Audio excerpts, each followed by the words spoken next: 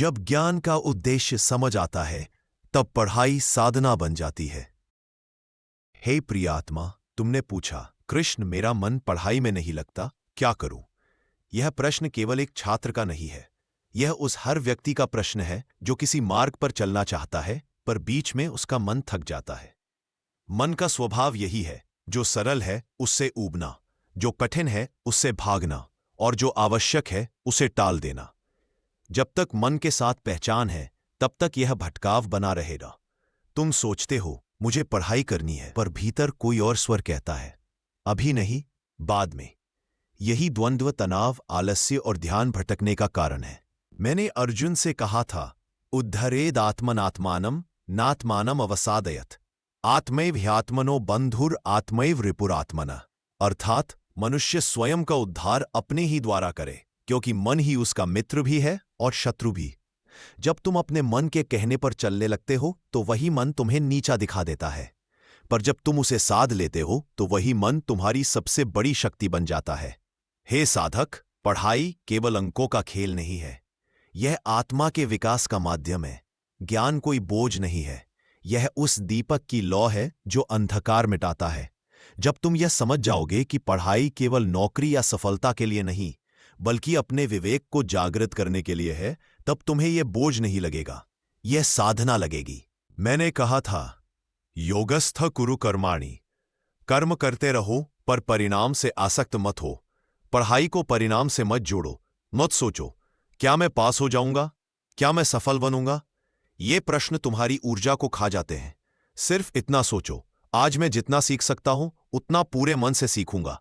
जब तुम वर्तमान क्षण में पढ़ाई करते हो तो हर शब्द एक ध्यान बन जाता है, और जब ध्यान आता है तो मन अपने आप स्थिर होता है। एक बात याद रखो, मन कभी किसी एक चीज से नहीं थकता, वह केवल उद्देश्यहीनता से थकता है। जब तक तुम नहीं जानोगे कि क्यों पढ़ रहे हो, तब तक मन तुम्हें रोकता रहेगा। इसलिए पहले यह पूछो, मैं यह ज्ञान क्यों प्राप्त करना चाहता हूं? क्या सिर्फ डिग्री के लिए, या अपने भीतर छिपे सामर्थ्य को जगाने के लिए? जब उत्तर भीतर से आएगा तब पढ़ाई बोझ नहीं, भक्ति बन जाएगी। हर सुबह अध्ययन से पहले अपने हृदय में मुझे स्मरण करो। कहना, हे माधव, मुझे एकाग्रता दो, मुझे स्थिरता दो। फिर 5 मिनट गहरी सांसें लो, मन को शांत करो और एक संकल्प लो, मैं सीखने के लिए पढ़ रहा हूं, सिद्ध होने के लिए नहीं। धीरे धीरे तुम्हारा मन उसी दिशा में ढल जाएगा। याद रखो, अभ्यास से ही मन स्थिर होता है। जैसे जल निरंतर बहता रहे तो शुद्ध हो जाता है, वैसे ही सतत प्रयास से मन एकाग्र होता है। मैंने कहा था, न ही कल्याणकृत कश्चिद दुर्गतिन तात गच्छति। जो शुभ कर्म करता है उसका कोई भी प्रयास व्यर्थ नहीं जाता। इसलिए यदि आज ध्यान न लगे तो भी हार मत मानो, हर दिन थोड़ी कोशिश करो। धीरे धीरे मन उस लय को पहचान लेगा जहां अध्ययन ध्यान बन जाता है। हे आत्मन, तुम्हारा मन इसलिए नहीं भटकता क्योंकि तुम कमजोर हो, बल्कि इसलिए क्योंकि तुम उसे उद्देश्य देना भूल गए हो। जब उद्देश्य मेरे स्वरूप से जुड़ता है तब हर कर्म पूजा बन जाता है और हर अध्ययन आत्मा का जागरण। जब मन पढ़ाई से भागे तो बस इतना स्मरण करना, मैं यह सब भगवान को अर्पित कर रहा हूं।